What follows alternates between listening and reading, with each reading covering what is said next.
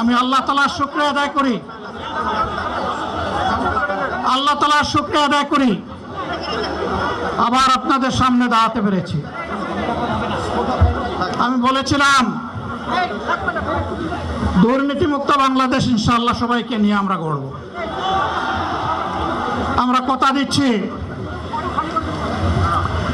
বাংলাদেশ জামাত ইসলামী যদি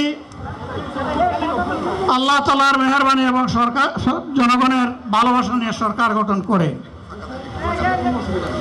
তাহলে